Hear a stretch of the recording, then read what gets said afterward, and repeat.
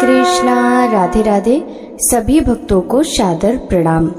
सभी भक्तों को हल षष्ठी पर्व की हार्दिक शुभकामनाएं। भक्तों, आज की इस वीडियो में हम जानेंगे हल षष्ठी का पर्व कब है, व्रत कब रखा जाएगा, पूजा किस प्रकार से की जाएगी और हल षष्ठी के पर्व में क्या खाएं क्या ना खाएं, पूजा करने का शुभ मुहूर्त, इन सभी चीजों के बारे में हम विस्तार पूर्वक इस वीडियो में चर्चा करने वाले हैं। तो आप सभी भक्त बने रहिए वीडियो में शुरू से लेकर अंत तक। तो चलिए भक्तों, वीडियो शुरू करते हैं। भाद्रपद माह में कृष्ण पक्ष की षष्ठी तिथि को हल छठ का त्योहार मनाया जाता है। इसे हल षष्ठी, ललई छठ और ललही छठ के नाम से भी जाना जाता है। यह पर्व बलराम जी को समर्पित है। मान्यता है कि इस दिन भगवान श्री कृष्ण के बड़े भाई बलराम का जन्म हुआ था। ऐसा माना जाता है कि द्वापर युग में श्री कृष्ण के जन्म से पहले शेषनाग ने बलराम के रूप में जन्म लिया था।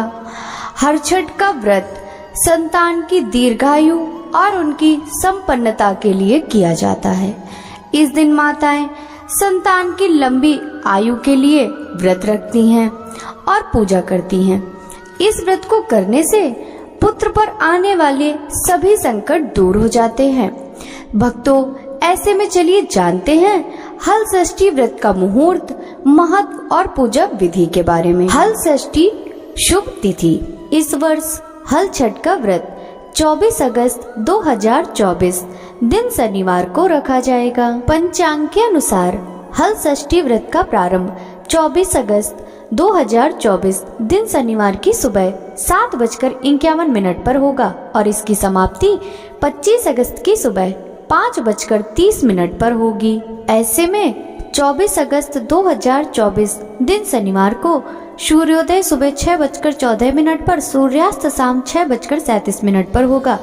अमृत काल का शुभ समय सुबह 11:26 से दोपहर 12:55 तक रहेगा। वहीं गोधूली बेला शाम 6:13 से शाम 7:51 तक रहेगी।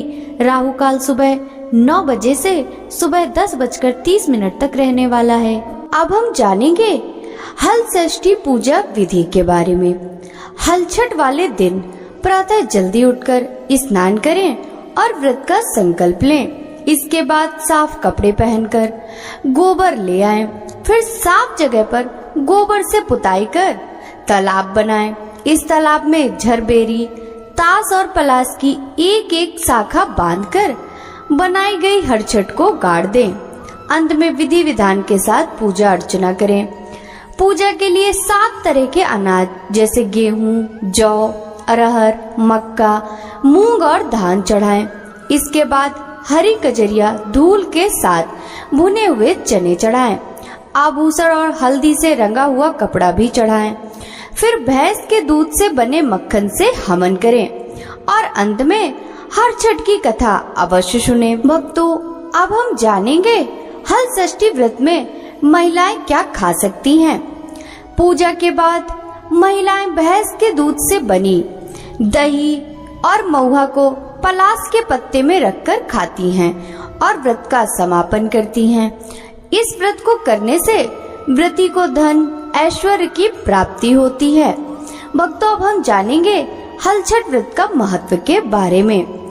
हर छठ के दिन व्रती महिलाएं अपनी संतान की लंबी आयु और उनके सुखी जीवन के लिए पूजा करती हैं। ऐसी मान्यता है कि इस व्रत को करने से संतान के सारे कष्ट दूर हो जाते हैं, साथ ही जीवन में खुशियां आती हैं। भक्तों, अब हम हल षष्ठी व्रत कथा श्रवण करेंगे। प्राचीन काल में एक ग्वालिन थी। उसका प्रसव काल अत्यंत निकट था। एक ओर वह प्रसव से व्याकुल थी तो दूसरी ओर उसका मन दूध दही बेचने में लगा हुआ था। उसने सोचा कि यदि प्रसव हो गया तो गौरस यूं ही पड़ा रह जाएगा। यह सोचकर उसने दूध दही के घड़े सिर पर रखे और बेचने के लिए चल दी। किंतु कुछ दूर पहुंचने पर उसे असहनीय प्रसव पीड़ा हुई। वह एक झरबेरी की ओट में चली गई और वहां एक बच्चे को जन्म दिया। वह बच्चे को वहीं छोड़कर पास के गांव में दूध दही बेचने चली गई। संयोग से उस दिन हल षष्ठी थी। गाय भैंस के मिश्रित दूध को केवल भैंस का दूध बताकर उसने सीधे साधे गांव वालों में बेच दिया। उधर जिस झरबेरी के नीचे उसने बच्चे को छोड़ा था, उसके समीप ही खेत में एक किसान हल जोत रहा था। अचानक उसके बैल भड़क उठे और हल का फल शरीर में घुसने से वह बालक मर गया। इस घटना से किसान बहुत दुखी हुआ, फिर भी उसने हिम्मत और धैर्य से काम लिया। उसने झरबेरी के कांटों से ही बच्चे के चिरे हुए पेट में टाके लगाए और उसे वहीं छोड़कर चला गया। कुछ देर बाद ग्वालिन दूध बेचकर वहां आ पहुंची। बच्चे की ऐसी दशा देखकर उसे समझते देर नहीं लगी कि यह सब उसके पाप की सजा है। वह सोचने लगी कि यदि मैंने झूठ बोलकर गाय का दूध न बेचा होता और गांव की स्त्रियों का धर्म भ्रष्ट न किया होता तो मेरे बच्चे की यह दशा ना होती। अतः मुझे लौटकर सब बातें गांव वालों को बताकर प्रायश्चित करना चाहिए। वह ऐसा निश्चय कर उस गांव में पहुंची जहां उसने दूध दही बेचा था। वह गली गली घूमकर अपनी करतूत और उसके फल स्वरूप मिले दंड का बखान करने लगी। तब स्त्रियों ने स्वधर्म रक्षार्थ और उस पर रहम खाकर उसे क्षमा कर दिया और आशीर्वाद दिया। बहुत सी स्त्रियों के द्वारा जब आशीर्वाद लेकर वह पुनः झरबीरे के नीचे पहुंची तो वह देखकर आश्चर्यचकित रह गई कि उसका पुत्र जीवित अवस्था में पड़ा है।